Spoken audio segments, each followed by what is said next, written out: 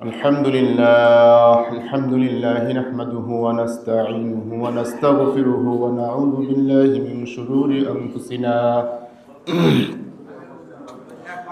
ومن سيئات أعمالنا من يهده الله فلا مضل له ومن يضلل فلا هادي له وأشهد أن لا إله إلا الله وحده لا شريك له وأشهد أن محمدًا عبده ورسوله أعوذ بالله من الشيطان الرجيم بسم الله الرحمن الرحيم يا أيها الذين آمنوا اتقوا الله وكونوا مع الصادقين اللهم صل على محمد وعلى آل محمد كما صليت على إبراهيم وعلى آل إبراهيم إنك حميد مجيد اللهم بارك على محمد وعلى آل محمد كما باركت على إبراهيم وعلى آل إبراهيم إنك حميد مجيد আলহামদুলিল্লাহ আল্লাহ রাব্বুল আলামিনের দরবারে অসংখ্য গণিত শুকরিয়া যে মহান রব্বুল আলামিন আমাকে আপনাকে সুস্থ রেখে আজ পবিত্র জুম্মার দিন আল্লাহ তাআলার ডাকে সাড়া দিয়ে আগে ভাগে মসজিদে আসার বসার তৌফিক দান করে দিয়েছেন। এজন্য আমরা সেই রব্বে কারীমের দরবারে শুকরিয়া আদায় করি, সকল বলে আলহামদুলিল্লাহ। মোহতারাম হাজরিন, এখন যে মাস আমাদের মাঝে চলতেছে মাসটির নাম হলো রজব মাস। এই মাসটার নাম, আরবি মাসটির নাম হলো রজব মাস। আল্লাহ রাব্বুল আলামিন পৃথিবী যেদিন সৃষ্টি করেছেন সেদিন থেকে আল্লাহ তাআলার গণনায় মাস হলো 12টি। এই 12টি মাসের মধ্য থেকে আল্লাহ তাআলা 4টি মাসকে আল্লাহ তাআলা সম্মানিত করেছেন। একটা হলো রজব মাস, আর একটা হলো জিলকদ, জিলহজ, আর একটা হলো মুহররম। রমজান মাস তো সম্মানিত আছে, এর কোনো তুলনা হয় না, এমনিই তো সম্মানিত, কিন্তু তারপরেও সাথে সাথে আল্লাহ তাআলা কোরআনে কারিমে ঘোষণা দিয়েছেন মিনহা আরবাতুন হুরুম, যে 4টি মাস হলো সম্মানিত। মোহতারাম হাজরিন, অত্যন্ত আফসোসের বিষয় হলো আমাদের মুসলিম সমাজ জানেও না যে 4টি মাস সম্মানিত। এই কাফিরদের মধ্যেও এই 4টি মাসের এমন সম্মান ছিল, তারা তো মুশরিক, তারা কাফের, তারাও যখন এই মাসগুলো যখন আসতো সমস্ত যুদ্ধ বিগ্রহ বন্ধ করে দিত।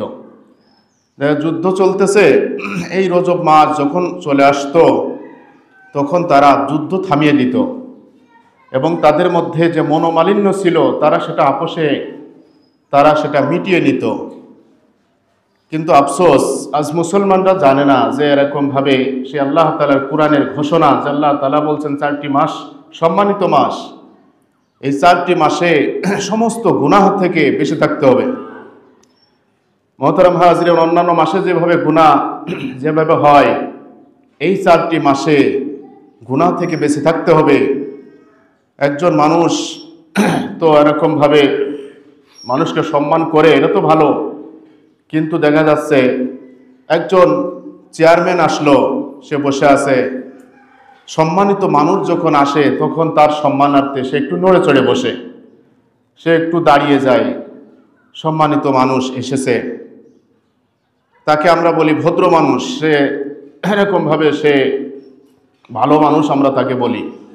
কিন্তু যে ব্যক্তি এরকমভাবে একজন সম্মানিত, তার উস্তাদ আসলো, কিন্তু ওই ব্যক্তি ওইভাবেই বসে থাকলো, হেলান দিয়ে বসে আছে, হেলান দিয়েই বসে থাকলো, তাকে সবাই কি বলবে? যে বেয়াদব, ছেলেটিপ চরম বেয়াদব। মোহতারাম হাজরিন, এরকমভাবে আমাদের মাঝে মাসটি এসে গেছে, আমাদেরকেও একটু নড়াচড়া করতে হবে। তার মানে কি? নড়াচড়া মানে কি আপনি এখান থেকে নড়ে ওখানে বসবেন এরকম নয়, বরং আমলের মধ্যে একটু নাড়াচাড়া দিতে হবে। যে আপনি এই কয়টা মাস আপনি দেখা যাচ্ছে একটু অলসতায় কাটিয়েছেন, এরকমভাবে নামাজটা হয়েছে হয়নি, ঠিকমতো হয়নি, কিন্তু এই মাস থেকে এরকমভাবে প্রস্তুতি নিতে হবে, সামনে রমজান মাস, রমজানের আগ থেকে আমাকে প্রস্তুতি গ্রহণ করতে হবে যে আমি যেন সুন্দরভাবে ইবাদত করতে পারি, আমার জীবনের গুনাহগুলো আমাকে এখন থেকে মাফ করিয়ে আমি যেন রমজান মাসে সুন্দরভাবে ইবাদত করতে পারি। এটা হলো প্রস্তুতি গ্রহণ করার মাস।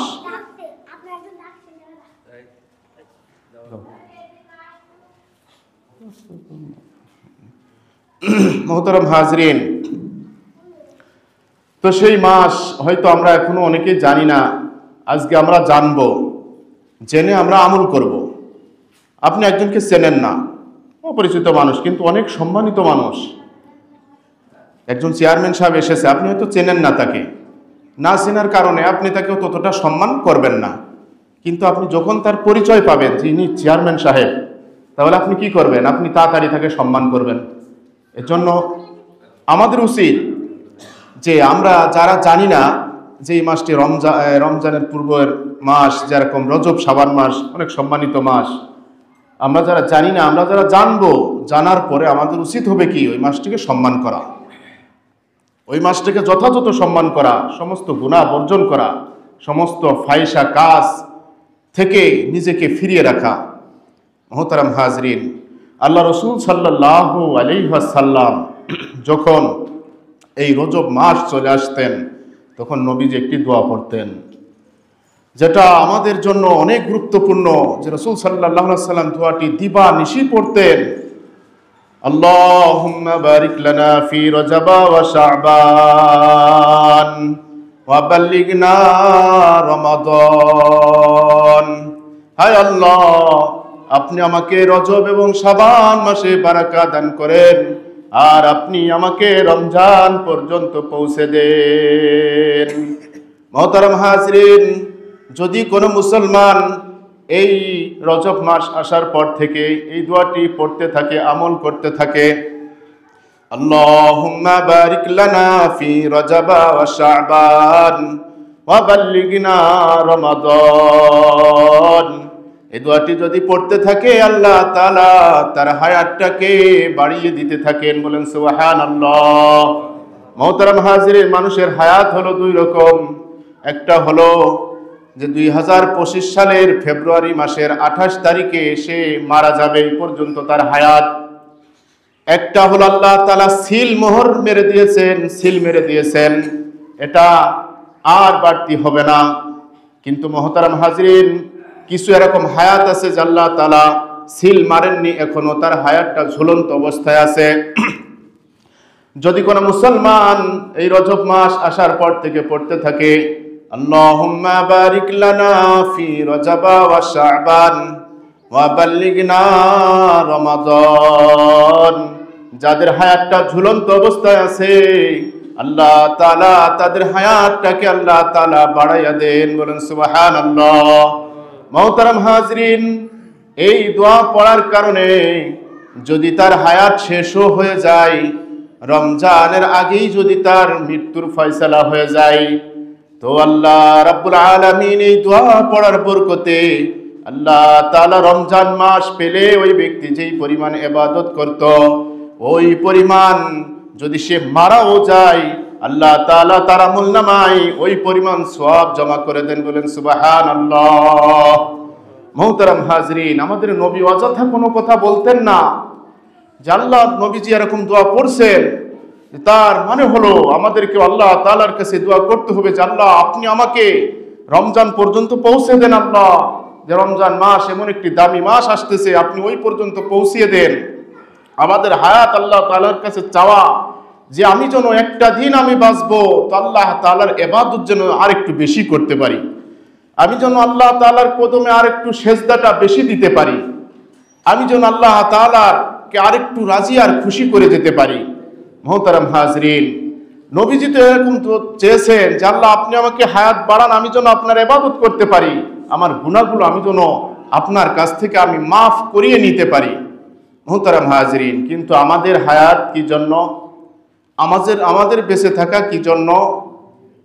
আমাদের বেঁচে থাকা হলো ওই যে বাড়ির কাজটা কমপ্লিট হলো না, বেঁচে থাকলেই ওই কাজটা কমপ্লিট করে থব। ওই জমিটা এখনো কিনতে পারলাম না, আমার 4-5টা ছেলে মেয়ে, ওই জমিটা এরকমভাবে কিনে যদি নিতে পারতাম তাহলে তো ভালো হতো। যে আমার বেঁচে থাকে এই জন্য যে আমার নাতনির বিয়েটা যদি আমি দিয়ে যেতে পারতাম, আমার নাতিনের বউটা যদি আমি দেখে যেতে পারতাম, এটা হলো আমাদের দুনিয়ার চাওয়া। মোহতারাম হাজরিন, আমার মৃত্যুর পরে তো এগুলো জিজ্ঞাসা করা হবে না যে তুমি কি তোমার নাতনির বউ দেখে আসো, তোমার যে নাতিন ছিল এর বউটা কি তুমি দেখে আসো? কবরে কি প্রথম প্রশ্ন এটা হবে? মোহতারাম হাজরিন, মার রব্বুকা, তোমার রবকে। মোহতারাম হাজরিন, এজন্য আল্লাহ তাআলার কাছে আমাদেরকে হায়াত কামনা করতে হবে, যে নবীজি যেমন হায়াত কামনা করেছেন, হায়াত চেয়েছেন আল্লাহ তাআলার কাছে যে ইবাদত করার জন্য, আমি যেন আপনাকে রাজি খুশি করতে পারি, আমি যেন আপনার আরেকটা সেজদা আপনার কদমে দিতে পারি। এজন্য আল্লাহ তাআলা এরকম ভাবে চেয়েছেন। মোহতারাম হাজরিন, আমাদেরকেও এরকম ভাবে আল্লাহ তাআলার কাছে এই দোয়া করে এরকম ভাবে আল্লাহ তাআলার কাছ থেকে নিজের গুনাহগুলো যেন আমরা মাফ করিয়ে নিতে পারি। এজন্য আমাদেরকে আল্লাহ তাআলার কাছে বেশি বেশি নেক হায়াত ভিক্ষা চাওয়া। যদি আমার হায়াত যদি পেলাম আমি অনেক বছর, 70 বছর, কিন্তু আমার হায়াতটা আমি দামি বানাতে পারলাম না, মোহতারাম হাজরিন, তাহলে তো আমি কামিয়াব হতে পারলাম না। আর আমি যদি অল্প বছরও হায়াত পাই, কিন্তু আমার হায়াতটাকে আমি যদি কাজে লাগাই, তাহলে আমি ইহকাল পরকাল দুটো জগতে আমি দামি হতে পারবো। সম্মানিত উপস্থিতি, আমাদেরকে এরকম ভাবে আল্লাহ তাআলার কাছে এই দোয়া বেশি বেশি পড়তে হবে আমাদেরকে। আমার সাথে আপনারা কয়েকবার বলেন, আল্লাহুম্মা বারিক লানা ফি রজাবা ওয়া শাবান ওয়া বাল্লিগনা রমাদান। আল্লাহুম্মা বারিক লানা ফি রজাবা ওয়া শাবান ওয়া বাল্লিগনা রমাদান। যদি আমি এরকম ভাবে হায়াত যদি কবুল যদি দোয়া হয়েও যায়, দোয়াটা যদি আল্লাহ তাআলার কাছে কবুল হয়ে যায়, মোহতারাম হাজরিন, আল্লাহ তাআলা আমার হায়াতকে বাড়িয়ে দেবেন। দুনিয়াতে আপনি দেখেন ডাক্তার কত রকমের ওষুধ আবিষ্কার করেছে, কত রকমের ওষুধ, দামি দামি ওষুধ, দামি দামি ট্যাবলেট ডাক্তাররা এরকম ভাবে আবিষ্কার করেছেন, বানিয়েছেন, কিন্তু আজ পর্যন্ত কোনো ডাক্তার এমন ওষুধ আজও বানাইতে পারে নাই যে এই ট্যাবলেটটা খেলে এরকম ভাবে সে 1 বছর হায়াত বেড়ে যাবে, 1 বছরের মধ্যে সে আর মরবে না। দুনিয়ার কোনো ডাক্তার এরকম ভাবে ওষুধ আজও আবিষ্কার করতে পারেননি।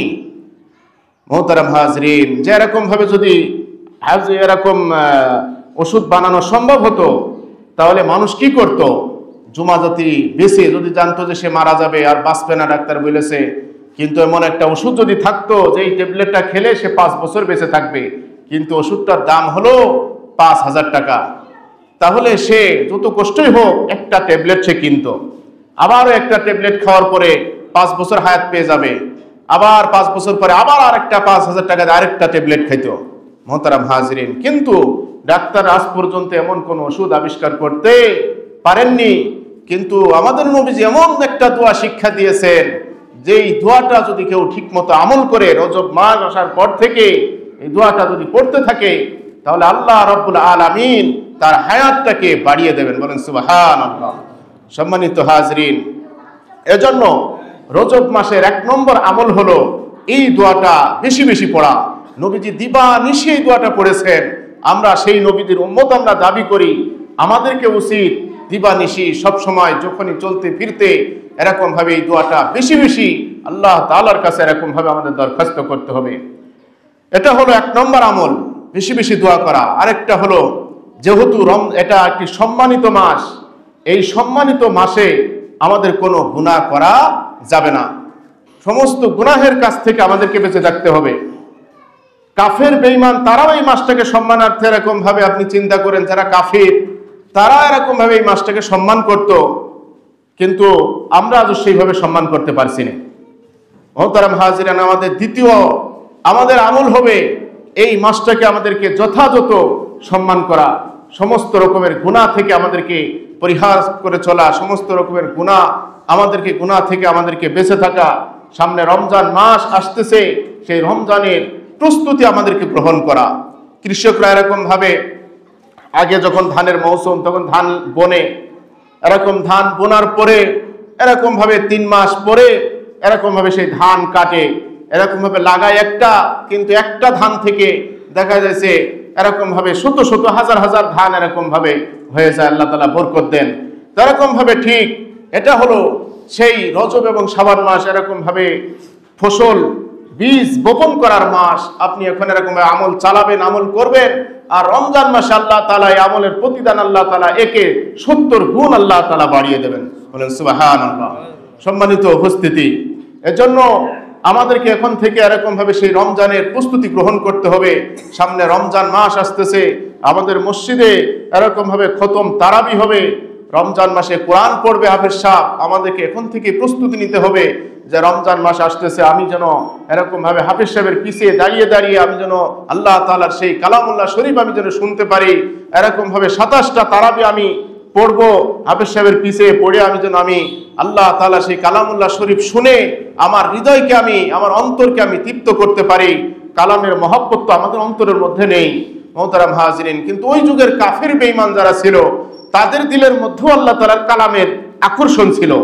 যখন এরকম ভাবে নবীজি কোরআন পড়তেন, রাত্রে গভীর রাত্রে নবীজি একা কোরআন পড়তেন, কিন্তু কাফেররা ওই কোরআনের প্রতি এমন তার অন্তর আকৃষ্ট হতো, সেই কোরআন শোনার জন্য তারা এরকম ভাবে ঘরের কোনায় চলে যেত।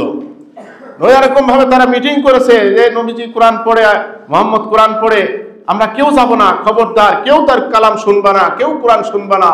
কিন্তু 4 নেতা তারা এরকম ভাবে সিদ্ধান্ত করেছে কেউ যাওয়া যাবে না, খবরদার তোমরা কেউ মুহাম্মদের কোরআন শুনবা না। তার কারণ তার তেলাওয়াতের মধ্যে এমন একটা মিষ্টি, এমন একটা মধুময় একটা কোরআন যে যখন তেলাওয়াত করে সে তেলাওয়াত শুনে শুনে সবাই মুসলমান হয়ে যাচ্ছে। এজন্য তারা আইন জারি করে দিল যে কেউ তার কালাম শুনতে পারবে না। কিন্তু রাসূল করিম সাল্লাল্লাহু আলাইহি সাল্লাম যখন গভীর রাত্রে তাহাজ্জুদের সময় এই কালাম যখন তেলাওয়াত করেন, যখন চারিদিক যখন আল্লাহ তাআলা সেই কালামের আওয়াজে মুখরিত হয়, ওই কাফেররা সহ্য করতে পারে না, এরকম ভাবে কান লাগিয়ে এসে কোরআন শরীফ শুনতো। এরকম ভাবে যখন প্রায় ফজরের সময় হয়ে গেছে তখন ফিরে যাচ্ছে, রাস্তার মোড়ে যে দেখা আবু সুফিয়ান, আবু জাহেল, কি ব্যাপার তোমরা কোথায় গেছিলে? তখন তো তারা থতমত হয়ে গেছে। এরকম ভাবে বলে যে না, খবরদার আমরাই আইন জারি করেছি যে মুহাম্মদের কোরআন শোনা যাবে না, কিন্তু আমরাই যাচ্ছি। এরকম সাধারণ যদি মক্কার মানুষ যদি জানে আমাদের কি বলবে? তারা এরকম ভাবে সিদ্ধান্ত নেন যে যাওয়া যাবে না, কিন্তু পরের দিন ওই কোরআনের আকর্ষণে আবার তারা সেই কোরআন শুনতে চলে যেত। মোহতারাম হাজিরিন, কাফেরদের ছিল এই অবস্থা, কিন্তু আজকে আমরা মুসলমান, সেই কোরআনের প্রতি আমাদের আজমত মহব্বত দিলের মধ্যে নাই। এটা বুঝতে হবে যেটা আসমানি কিতাব, আসমান থেকে এসেছে। জিবরিল আমিন এর মাধ্যমে আল্লাহ রাসূল সাল্লাল্লাহু আলাইহি সাল্লামের উপর যে কালামের কোরআনের ভার এত বেশি যে আল্লাহ তাআলা যদি কালামকে যদি কোনো পাহাড়ের উপর নাজিল করতো, অবতরণ করতো, আল্লাহ তাআলা কালামকে পাঠাতো, নাজিল করতো কোনো পাহাড়ের উপরে, আল্লাহ তাআলার ভয়ে ওই কোরআন শরীফে আল্লাহ তাআলা বলছেন আল্লাহ তাআলা কোরআনের ভয়ে পাহাড় চূর্ণ বিচীর্ণ হয়ে যেত। মোহতারাম হাজিরিন, কিন্তু সেই কালাম নবীজির উপর নাজিল হয়েছেন, এত ভারী জিনিস যে নবীজির উপর যখন কোরআন নাজিল হতো আল্লাহ রাসূল সাল্লাল্লাহু আলাইহি সাল্লামের গায়ে জ্বর এসে যেত, নবীজির গায়ে কাঁপুনি ধরে যেত, জ্বর আসতো। এরকম ভাবে ওহির ভারে আল্লাহ তাআলার হুকুম, এটা আল্লাহ তাআলার কথা, আপনি এরকম ভাবে এই ভয়ে এরকম ভাবে আল্লাহ রাসূল সাল্লাল্লাহু আলাইহি সাল্লামের জ্বর এসে যেত। মোহতারাম হাজিরিন, মনে রাখবেন সারা দুনিয়ার আল্লাহ যা কিছু আছে সবগুলো হলো আল্লাহ তাআলার সৃষ্টি, সবকিছু আল্লাহ তাআলার সৃষ্টি, আল্লাহ তাআলা সৃষ্টি করেছেন। আর স্বয়ং আল্লাহ তাআলার কালাম, এটা হলো আল্লাহ তাআলার কথা। আল্লাহ তাআলা যা বলেছেন সেই কথা আল্লাহ তাআলার জবান থেকে এই কথা, এটা কোরআন শরীফের মধ্যে আল্লাহ তাআলা দিয়েছেন। এজন্য মোহতারাম হাজিরিন, সামনে রমজান মাস আসতেছে, আমরা রমজানের প্রস্তুতি গ্রহণ করব এবং এখন থেকেই আমরা আমাদের মানসিক দিয়ে আমরা প্রস্তুতি গ্রহণ করব যে রমজান মাসের জন্য আমরা তারাবিগুলো আমরা ঠিকমতো পড়তে পারি। তার কারণ আপনি মসজিদে যদি মুসল্লি না থাকে তারাবি পড়তে অতটা মজা পাওয়া যায় না, কিন্তু ভরপুর মুসল্লি যদি থাকে তারাবি যিনি পড়ায় তার কাছেও ভালো লাগে, এরকম ভাবে যারা পড়েন তাদের কাছেও ভালো লাগে। এজন্য রমজান মাস আসার আগেই যে এখন যে মাসটি চলতেছে রজব মাস, সামনে শাবান মাস, শাবান মাস আরবিতে এরপরে হচ্ছে আপনার হচ্ছে গিয়ে তারপরে রমজান মাস। রমজান মাস আসার আগে থেকেই আমরা এরকম ভাবে প্রস্তুতি গ্রহণ করি। নবীজি বলছেন যখন কোনো কঠিন কাজ যখন আসে তখন তোমরা কি করো? তখন তোমরা মাজায় এরকম ভাবে গামছাটা ভালো করে লুঙ্গিটা কষে বাঁধতে নাও, মাজায় গামছাটা ভালো করে বাঁধতে নিয়ে তারপরে তুমি ভারী কাজটা করো। ঠিক এরকম ভাবে যে রমজান মাস একটা মাস রোজা রাখতে হবে, তারাবি পড়তে হবে। এজন্য সেই কঠিন একটা মাস আমাদের সামনে আসতেছে। আসার আগেই এখন থেকে আমাদেরকে প্রস্তুতি গ্রহণ করতে হবে। এখন থেকে যদি আপনি নিয়ত করেন যে ইনশাল্লাহ রমজান মাস আমি পুরা তারাবিগুলো সব আমি পড়বো, এরকম ভাবে আমি রোজাগুলো রাখবো, তাহলে আল্লাহ তাআলা আমাদেরকে সহজ করে দেবেন। মোহতারাম হাজরিন, আজকের আলোচনার মধ্যে আমরা যে বিষয়টি আমাদেরকে বলা হলো, 1 নম্বর হলো আমরা বেশি বেশি দোয়া পড়বো। রজব এবং শাবান মাসে যে নবীজি দোয়াটি পড়ছেন, আমরা দোয়াটি যদি না জানা থাকে আমরা সকলেই শিখে নেব। অন্তত দোয়াটি যদি আরবিতে নাও জানেন, আপনি অন্তত বাংলায় তো বলতে পারবেন যে আল্লাহ আপনি আমাকে রজব শাবান এই 2 মাসে আপনি বরকত দান করেন, আর আপনি আমাকে রমজান পর্যন্ত আপনি পৌঁছে দেন। এভাবে আপনারা দোয়া করতে পারেন। যদি আপনি বাংলায় আরবিতে যদি না জানেন, বাংলায় এভাবে দোয়া করবেন, আল্লাহ আপনি রজব শাবান আমাকে বরকত দান করেন, আর আমাকে রমজান পর্যন্ত আপনি আমাকে পৌঁছে দেন। এভাবে দোয়া করতে হবে এবং আমাকে সমস্ত গুনাহ থেকে আমাকে বেঁচে থাকতে হবে, সমস্ত গুনাহ থেকে আমাকে তওবা করতে হবে। মোহতারাম হাজরিন, সেটা আগে আমি বলেছি, যেরকম ভাবে আপনি সম্মানিত একজন ব্যক্তি আসছে, আপনি তার সম্মান যদি না করেন তাহলে আপনি কি চরম বেয়াদব। আপনার মতো বেয়াদব হতে পারে না। যেমন আপনার উস্তাদ এসেছে, অথচ আপনি হেলান দিয়েই বসে আছেন, আপনার ভিতর কোনো একটু নড়াচড়া নেই, তাহলে কি বলবে আপনাকে সবাই? ছেলেটা চরম বেয়াদব। এজন্য আমরা যেন এই বেয়াদবের কাতারে না পড়ে যাই। যেহেতু সম্মানিত মাস এসেছে, আমরা অবশ্যই, কাফেররা যেহেতু সম্মান করেছে এই মাসটাকে, কিন্তু আল্লাহ তাআলার ঘোষণা কোরআনে মিনহা আরবাতুন হুরুম, যে সম্মানিত 4টি মাস, এই মাসটাকে আমরা যেন যথাযথ সম্মান করতে পারি। আল্লাহ তাআলা আমাদের সকলকে বেশি বেশি কথাগুলো বুঝে আমাদের সকলকে আমল করার তৌফিক দান করুন। সকলে বলুন আমিন।